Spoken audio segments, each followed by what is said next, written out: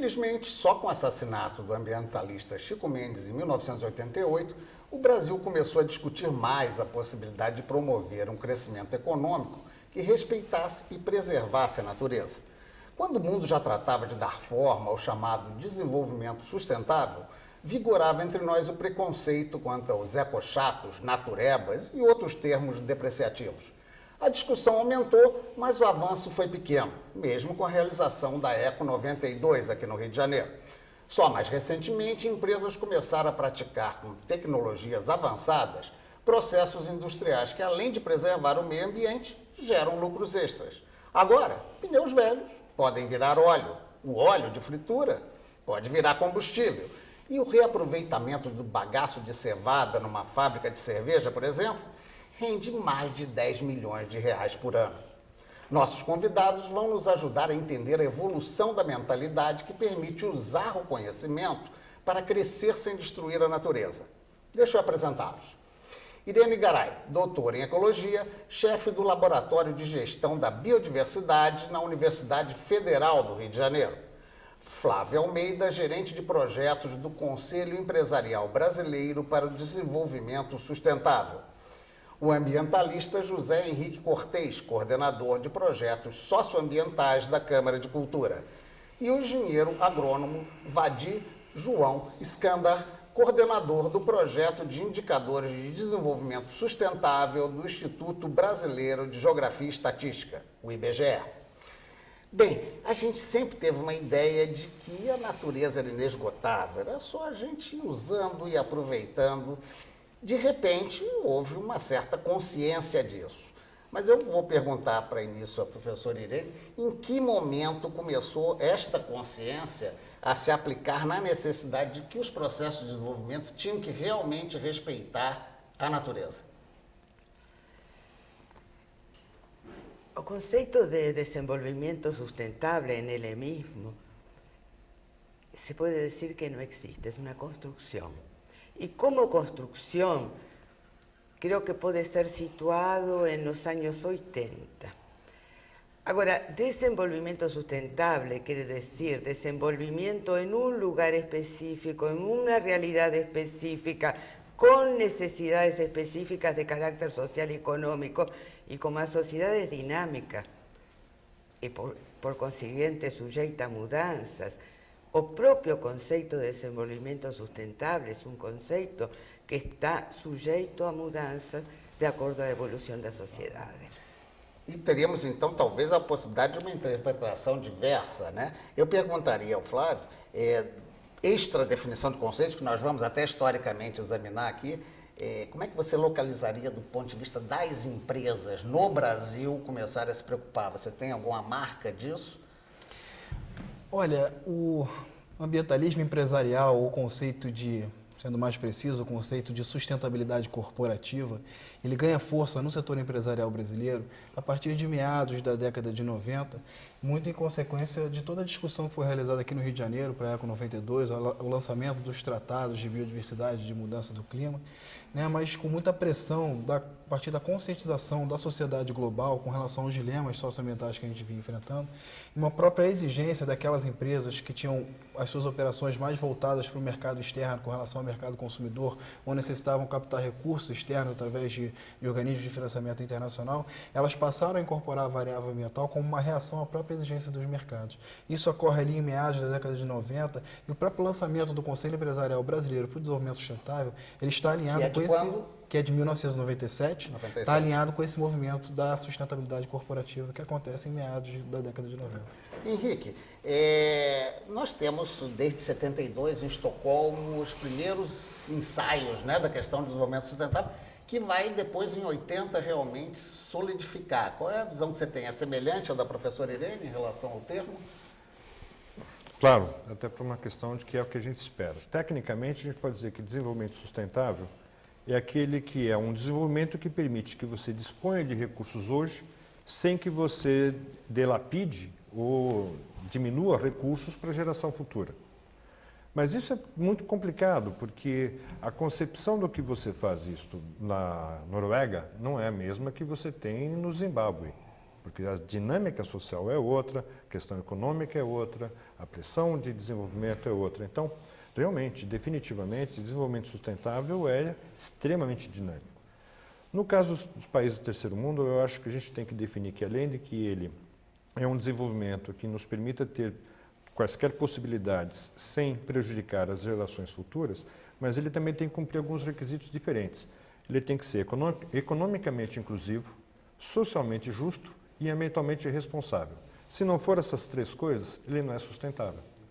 Tá, ele foge a essa definição, portanto, clássica. Isso vale em qualquer lugar do mundo. Tá. Vadir, até que ponto isso começou a preocupar o IBGE em termos de dados, ou seja, uma pesquisa para verificar a situação começou a existir desde quando?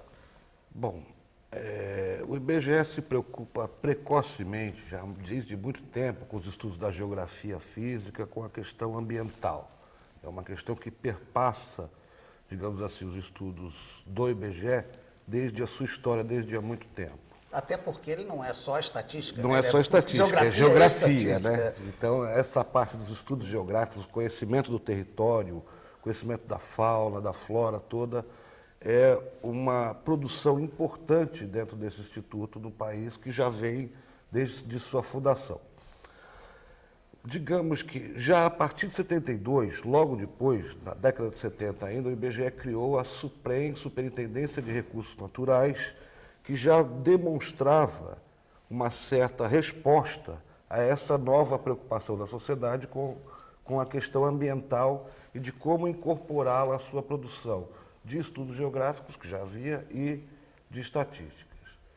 Agora, a questão do desenvolvimento sustentável, concretamente com esse termo, com essa conotação mais moderna, como colocaram aqui os colegas, ela vai aparecer consolidada num documento, numa publicação, em 2002, com o lançamento da primeira publicação de uma série que a gente pretende continuar. Quer dizer, já com base, então, em pesquisas realizadas para apurar especificamente essa questão do desenvolvimento sustentável.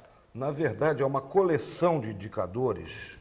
Como a questão do desenvolvimento sustentável é muito complexa e a sua mensuração envolve multidisciplinaridade, muitas instituições, esses indicadores não são produção só do IBGE. Na verdade, há uma compilação de indicadores produzidos pelo Ministério do Meio Ambiente, pelo IBAMA, pelo Ministério da Ciência e Tecnologia e também do IBGE. Então, é uma coleção de indicadores um pouco mais abrangente do que a própria produção específica de uma pesquisa para avaliar esse fenômeno. Né? Professor Irene, vamos então retomar essa questão do tripé, como colocou o Henrique, né?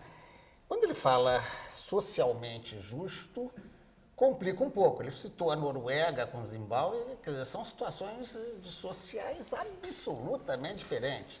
Por outro lado, eu sempre tive aquela coisa na cabeça, puxa, eu acho que eu estou aqui representando um pouco o pensamento da população, não especificamente conhecedora do assunto. Puxa, vem os caras aqui falar da nossa proteção ambiental, mas eles destruíram a Europa inteira. Quer dizer, como se posicionar perante essas diferencias de necessidades locais? Yo creo que hay que analizar los tres niveles en los cuales se expresa el desenvolvimiento sustentable. Hay un nivel internacional, normativo, de consenso, que va a ser formalizado en la Convención de Diversidad Biológica, por ejemplo. Hay un nivel nacional. Hay un nivel nacional que son nivel dos países y la convención significa un avance en este sentido porque es un reconocimiento formal de que hay una soberanía sobre la utilización de los recursos biológicos y sobre los recursos de la biotecnología, lo que está íntimamente ligado al problema de empresa, como faló Flavio. Y luego está un nivel local. Y la cosa ahí se complexa, porque en último término, o público albo, si se podría llamar de esta manera, o nuestro sagrado público albo en términos de desenvolvimiento sustentable, son las personas que moran a nivel local en un determinado lugar y que se confrontan con esos problemas dos quais falou o señor José Enrique, que es la gran injusticia. Yo creo que el gran regulador de ese desenvolvimiento sustentable, evidentemente, que es el Estado por problemas de soberanía. Y de eso no cabe duda. Es el Estado brasileiro que decide qué puede o qué no puede hacer, y por eso existen nuevas leyes a partir de la Río 92. Están las estrategias nacionales de biodiversidad que fueron definidas. Ahora, ¿cómo llegar, cómo perpasar, utilizando ese término del cual falaba nuestro colega, de lo nacional a lo local?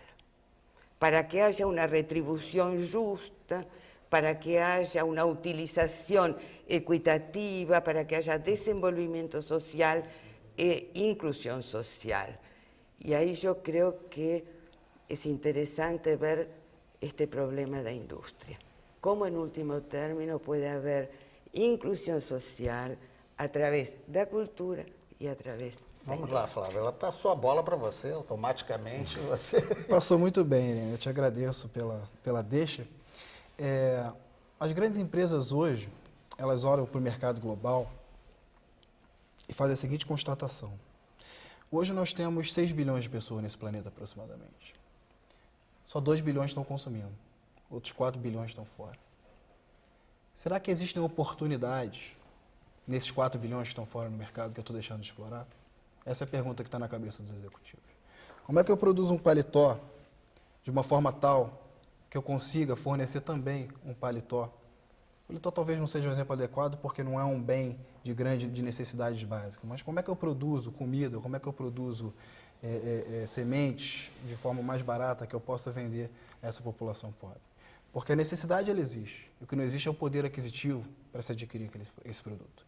E novos modelos de negócio, que a gente chama de negócios com inclusão social, ou um apelido que a gente criou lá na CBEDS, a ideia de sobrevivência sustentável, é como você gera a inclusão social através do negócio. Existe um conceito forte que tem se trabalhado a nível internacional, que é como você erradica a pobreza através do lucro, que parece um contrassenso, mas não é. Realmente o lucro, a inovação e tudo que acontece na economia capitalista, numa economia de mercado, são justamente os elementos fundamentais para que a gente consiga construir um novo modelo de desenvolvimento. Eu vou querer pegar exatamente esse aspecto aí do confronto de lucro, de interesses, para a gente retomar a discussão depois do intervalo. Voltamos já já. Aguardem.